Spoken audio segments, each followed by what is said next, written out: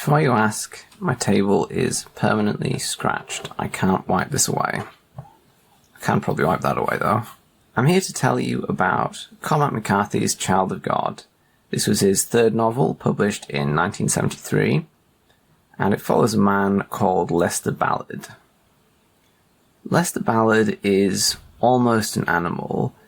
He's a beast. He doesn't have any kind of self-control or civilized instincts. If I were in a desperate situation where I couldn't go to the shops and buy food, yes, I would steal, I would commit crime. I wouldn't do the things that Lester Ballard does, although they are out of desperation. In the book, he's living in a sort of abandoned house, akin to an animal, and he really is disconnected from society. He does go to the shops occasionally, with some monies stolen or found on a dead body, but that's about it. I absolutely recommend this book. It is gross. Do only read it if you have a strong stomach, and I would say it's not as good as Blood Meridian or All the Pretty Horses, but it's certainly up there.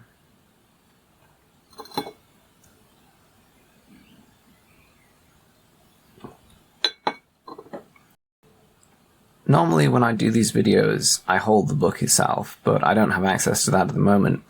So I've chosen this rather ostentatious cup as a close substitute, which is rather appropriate in a sense, because in my view the book is about civilization and what happens to a man when you deprive him of it.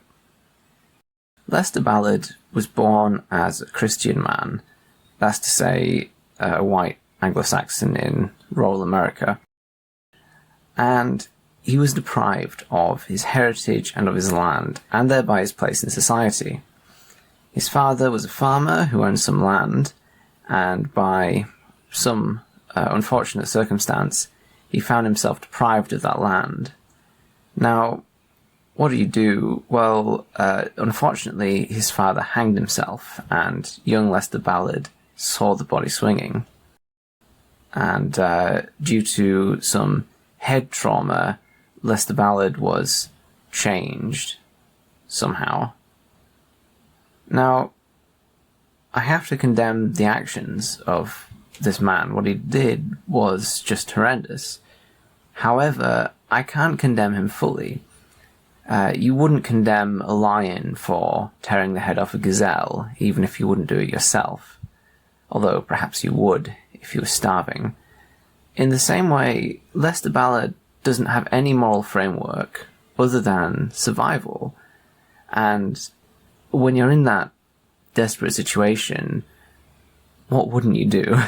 Quite frankly, I would kill people, I would do whatever I had to do to feed myself. Now, what I wouldn't do was resort to carnal recreations with the dead, but Lester Ballard seemingly doesn't even consider approaching women. He just resorts to killing them, and that is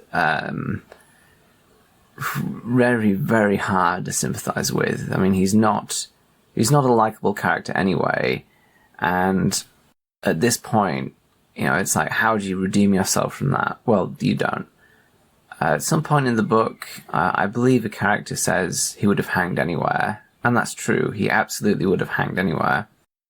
But somehow, by scrabbling through the rocks and existing in the most primitive and debauched way, he survives. And that is something which can only be described as a miracle. Human beings don't have big teeth or claws or a thick hide. We really rely on society, and Lester Ballard is kind of the antithesis of that. I believe the analogy is toward the American Indians or Native Americans, whatever we're supposed to call them now. I went off on a bit of a tangent there, which is really distracting from the main point. The main point is that McCarthy is very sympathetic to groups who find themselves committing crime and falling afoul of the law only because they're pushed out of society. And we see this with the Michael character in Suttree, several characters in The Orchard Keeper, and to some degree with the boy in Blood Meridian. Why does the boy join the scalp hunting gang?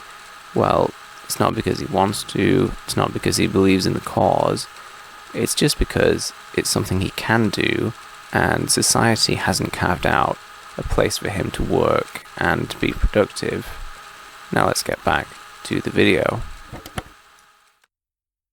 Lester Ballard is the lowest of the low. In terms of McCarthy's characters, I would say he's even lower than the judge. The judge has an ideology, he's mastering himself. Now, it's a twisted ideology and it's evil, but that is almost better than just being a beast. And Lester Ballard, I really don't see him as a man. I see him as an animal. He is willing to have carnal relations with the dead. I mean, I don't think Judge Holden did that, although perhaps he did other unspeakably despicable things.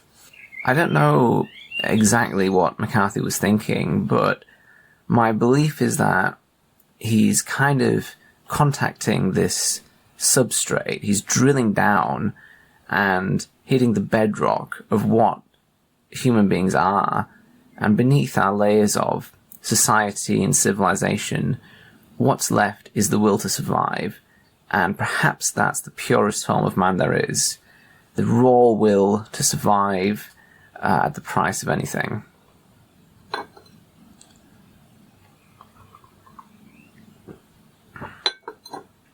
Just to close out this video, I challenge you to embrace your friends and loved ones, to drink some beautiful coffee, and of course, to read more books. Thank you very much for watching, and goodbye.